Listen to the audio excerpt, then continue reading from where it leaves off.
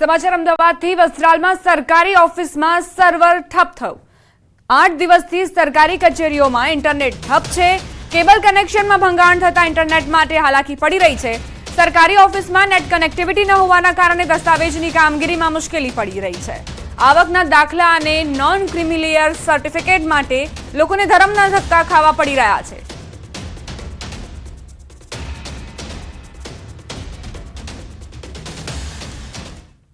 અમદાવાદના વસ્ત્રાલ વિસ્તારમાં સરકારી ચાવડીમાં છેલ્લા ઘણા સમયથી લોકો ધર્મના ધક્કા ખાઈ રહ્યા છે। તેની પાછળનું કારણ છે કે અહીં ઇન્ટરનેટ કનેક્ટિવિટી નથી અને તેને કારણે સર્વર ડાઉન હોવાને કારણે અહીં ઘણા બધા લોકો છે તેમને બપોર સુધી અહીં બેસી રહેવું પડે છે। છેલ્લા 2-3 દિવસથી લોકો આવી રહ્યા છે। લોકો સાથે પણ વાતચીત કરવાનો પ્રયત્ન કરીશું। શું ભાઈ, કેટલું કામ પત્યું તમારું? શું કરાવવા આવ્યા છો અહીં?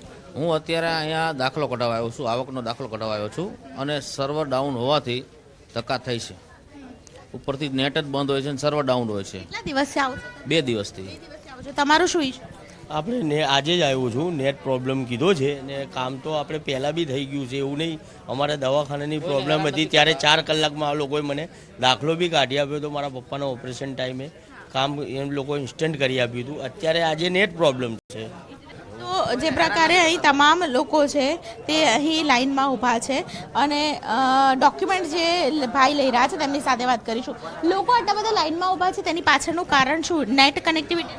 બેન, નેટ નથી અને નેટનું કામકાજ ચાલુ જ છે। ઉપર આપણે એપ્લિકેશન પર અરજી પણ કરેલી છે આ લોકોએ। હવે કેવી રીતે શું કરો છો? પુરાવા લઈ?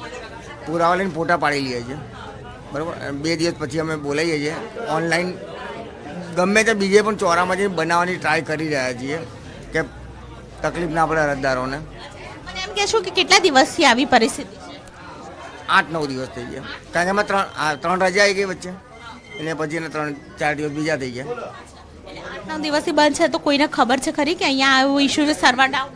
અરજી કરી, ઓપરેટરે અરજી કરેલી છે, ઓપરેટરે અરજી કરેલી છે। કોર્પોરેટરને પણ જાણ છે? ઓપરેટર, બરાબર। બાકીને તમારે કઈ બી પૂછપરછ કે તો ઓફિસ બારીમાં પૂછી શકો છો, એ જ ઓપરેટર જે મેન તમામને જાણ છે, પરંતુ 8-9 દિવસથી આ પ્રશ્નનો ઉકેલ કોઈ પણ આવ્યો નથી અને તેને કારણે અહીં આપ જોઈ રહ્યા છો કે મોટી સંખ્યાની અંદર લોકો છે તે ખાસ કરીને સરકારી ચાવડીમાં આવે છે। જો કે આ પ્રશ્ન દરેકને ખબર છે, લોકોનો પ્રશ્નનો ઉકેલ છે તે સરકારી ચાવડીમાં નથી આવી રહ્યો। તેની પાછળનું કારણ છે કે સર્વર ડાઉન છે અને હજુ કેટલા દિવસ રહેશે તે હજુ ખબર નથી। કેમેરા પર્સન શૈનિક મહેતા સાથે દીપિકા કુમાર, ન્યૂઝ 18 ગુજરાતી, અમદાવાદ। ધોરણ 12ની પરીક્ષામાં માસ કોપી કેસનો બનાવ। આણંદની કરમસદ પરીક્ષા કેન્દ્રમાં માસ કોપી કેસ સામે આવ્યો છે। શિક્ષણાધિકારીએ કેન્દ્રના 50ના સ્ટાફને સસ્પેન્ડ કર્યા। 50 વ્યક્તિઓના સ્ટાફને સામૂહિક સસ્પેન્ડ કરાયા છે। આજના પેપરમાં નવા સ્ટાફ સાથે પરીક્ષા શરૂ કરાઈ। જિલ્લા શિક્ષણાધિકારીની મુલાકાત દરમિયાન સરદાર પટેલ વિદ્યા મંદિર સેન્ટરમાં બારીમાંથી કોઈ જવાબ લખાવી રહ્યાનું સામે આવ્યું હતું, જે બાદ શિક્ષણ અધિકારીને જોઈને અજાણ્યો યુવક ભાગી જતા જિલ્લા શિક્ષણ અધિકારીએ આ પગલાં લીધા હતા।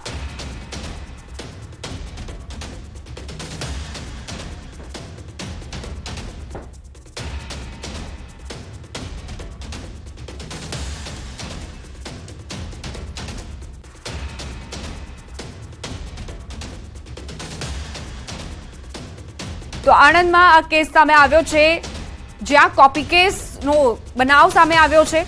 ન્યૂઝ 18 સંવાદદાતાનું ગ્રાઉન્ડ ઝીરો રિપોર્ટ પણ તમને દર્શાવીશું। બારીમાંથી એક વ્યક્તિ જવાબ લખાવી રહ્યું હતું વિદ્યાર્થીને અને તેને જિલ્લા શિક્ષણાધિકારીએ જોઈ લીધો। આખો ભાંડો ફૂટ્યો અને ત્યારબાદ તાત્કાલિક ધોરણે પગલાં લેવામાં આવ્યા। ભૂગોળના પેપર દરમિયાન એક વર્ગખંડની બહારથી કોઈ વ્યક્તિ લખાવતું હોય તેવું મેં મારી રૂબરૂ મુલાકાત લીધી ત્યારે ધ્યાન પર આવતા તે વ્યક્તિ કોણ છે એ પકડવાનો પ્રયત્ન કર્યો, પણ વ્યક્તિ તો ભાગી ચૂકેલ છે। એને શોધવાનો કાર્યવાહી શરૂ છે અને વર્ગની અંદર બેઠેલા લગભગ 29 વિદ્યાર્થીઓ હતા। મોટાભાગના એક્સટર્નલ અને રિપીટર વિદ્યાર્થી હતા એની અંદર। અને આ બનાવ તમામ જાણ પર આવતા એ પેપર પછી ત્યાંના સ્થળ સંચાલક, ત્યાંનો વહીવટી, ક્લેરિકલ બધો સ્ટાફ બદલી દેવામાં આવ્યો છે। મધ્ય ગુજરાતનો આણંદ જિલ્લો અને સરદાર સાહેબનું ગામ વતન એ કરમસદ। કરમસદમાં હાલ ચાલી રહી છે ધોરણ 12ની પરીક્ષા, ત્યારે ખૂબ જ શરમજનક ઘટના પ્રકાશમાં આવી છે। જિલ્લા શિક્ષણ અધિકારી રૂબરૂ એમની વિઝિટ દરમિયાન અહીંયા આવ્યા હતા, ત્યારે બારીમાંથી એક વ્યક્તિ પરીક્ષાર્થીને જવાબ લખાઈ રહ્યો હતો। મારી પાછળ દ્રશ્યમાં જોઈ શકો છો કે આ પ્રકારની એક બારીમાંથી પરીક્ષાર્થીને એક વ્યક્તિ પ્રશ્નપત્રના જવાબ લખાઈ રહ્યો હતો। હાલ જિલ્લા વહીવટીતંત્ર હરકતમાં આવ્યું છે અને આ જે બારી યોજની જે જગ્યા છે ત્યાં સિક્યુરિટીની ગોઠવણ કરી છે. ખૂબ મહત્વની બાબત એ છે કે આ પ્રકારની ઘટના બન્યા પછી જ્યારે આ રીતની આયોજન થતું હોય, ગોઠવણી થતી હોય, એ કેટલું વ્યાજબી. મારી પાછળ હું દ્રશ્યમાં બતાવવા માંગીશ કે આ કરમસદની જે સરદાર પટેલ સ્કૂલ છે, સરદાર વલ્લભભાઈ પટેલ હાઈસ્કૂલ સરદાર સાહેબના નામે છે. તમે દ્રશ્યમાં જોઈ શકો છો.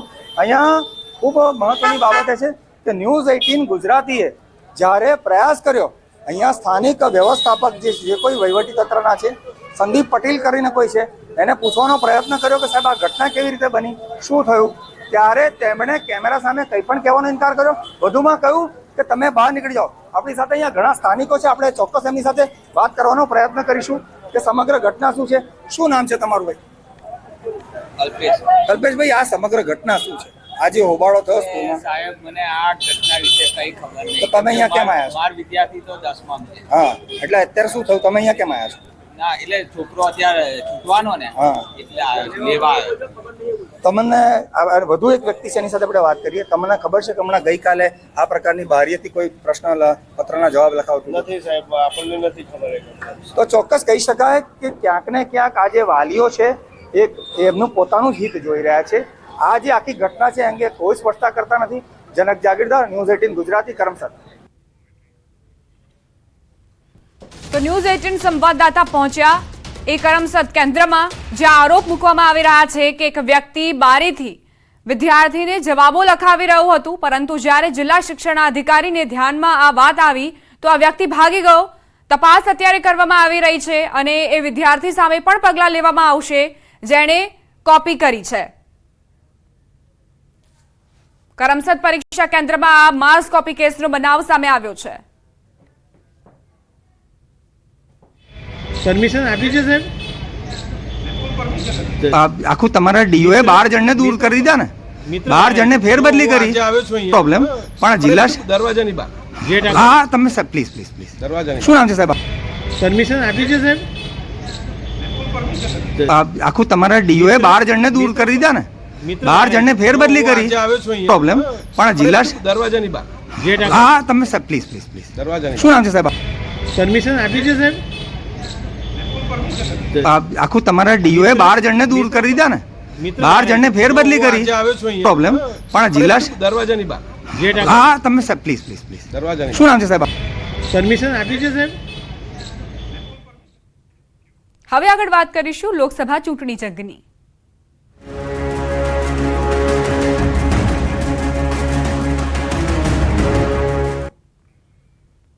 તાજેતરમાં ભાજપમાં જોડાયેલા નારણ રાઠવાનું વડોદરામાં મોટું નિવેદન. તેઓએ કહ્યું પક્ષ જે જવાબદારી સોંપશે એ નિભાવવા તૈયાર છે.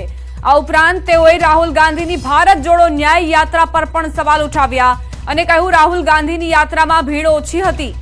ન્યાય યાત્રાની ચૂંટણી પર કોઈ અસર નહીં થાય. કોંગ્રેસ તરફી એનું પરિણામ આવશે નહીં, કેમ કે અમે લોકો મુખ્ય જે ધારામાં અમે લોકો હતા એમાંથી અમે લોકો બીજેપીની જે હાલમાં જે વિકાસની ગતિ ચાલી રહી છે એની સાથે અમે ઢળ્યા છે અને એની સાથે કાર્યકરો પણ ઘણા ખુશ છે. એટલે ભારતીય જનતા પાર્ટીને વધારે ફાયદો થાય અને કોંગ્રેસને એની અંદર નુકસાન થવાનું. અમે લોકો તો બિનશરતી ભારતીય જનતા પાર્ટીમાં જોડાયા છે.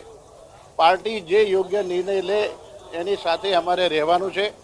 સંગઠનની કામગીરી કરવાની થાય તો સંગઠનની કામગીરી પણ અમે લોકો હર્ષભેર સ્વીકારી લીધી છે અને ચૂંટણી લડવા માટેની અમારી કોઈ ગણતરીથી અમે લોકો ભારતીય જનતા પક્ષની અંદર જોડાયા નથી. જવાબદારી આપે તો પાર્ટીના આદેશ પ્રમાણે અમારે જવાબદારી નિભાવવી પડે.